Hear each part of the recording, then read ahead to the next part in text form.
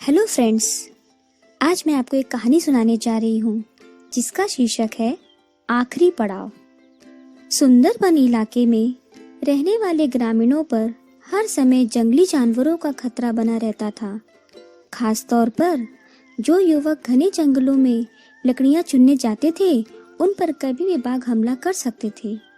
यही वजह थी कि वे सब पेड़ों पर तेजी से चढ़ने उतरने का प्रशिक्षण लिया करते थे। प्रशिक्षण गांव के ही बुजुर्ग दिया करते थे, जो अपने समय में इस कला के महारथी माने जाते थे। आदर पूर्वक सब उन्हें बाबा बाबा कहकर पुकारा करते थे।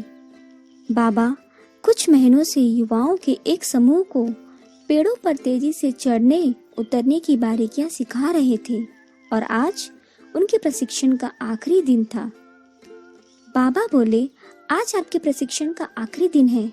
मैं चाहता हूँ आप सब एक एक कर इस चिकने और लंबे पेड़ पर तेजी से चढ़ उतर कर दिखाएं। सभी युवक अपना कौशल दिखाने के लिए तैयार हो गए। पहले युवक ने तेजी से पेड़ पर चढ़ना शुरू किया और देखते देखते पेड़ की सबसे ऊंची शाखा पर पहुंच गया। फिर उसने उतरना शुरू किया और जब वो लगभग आधा उतर आया तो बाबा बोले, सावधान, जरा संभल कर, आराम से उतरो, कोई जल्दबाजी नहीं। युवक सावधानी पूर्वक नीचे उतर आया। इस तरह बाकी के युवक भी पेड़ पर चढ़े और उतरे और हर बार बाबा ने आधा उतर आने के बाद ही उन्हें सावधान रहने को कहा। यह बात युवकों को कुछ अजीब लगी और उनमें से एक ने पूछा, बाबा, हमें आपकी एक बात समझ नहीं आई। पेड़ का सबसे कठिन हिस्सा तो एकदम ऊपर वाला था, जहाँ पे चढ़ना और उतरना दोनों ही बहुत कठिन था।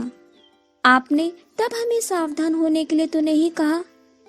और उन्हीं में से एक ने पूछा, बाबा, हमें आपकी ये बात समझ नहीं आई। पेड़ का सबसे कठिन हिस्सा तो एकदम ऊपर वाला था, जहाँ पे चढ़ना और उतरना दोनों ही बहुत कठिन था।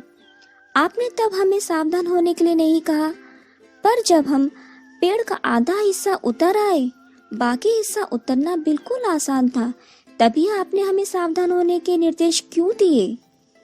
बाबा गंभीर होते हुए बोले, बेटे, यह तो हम सब जानते हैं कि ऊपर का हिस्सा सबसे कठिन होता है, इसलिए वहाँ पर हम सब खुद ही सतर्क होके जाते हैं और पूरी सावधानी बरतते हैं। लेकिन जब हम अपने लक्ष्य के समीप पहुंचने लगते हैं तो वह हमें बहुत ही सरल लगने लगता है।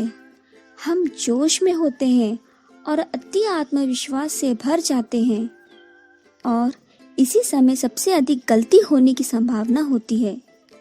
यही कारण है कि मैंने तुम लोगों को आधा पेड़ उतर आने के बाद सावधान किया, ताकि तुम अपनी मंजिल के निकट आकर कोई गलती न कर बैठो।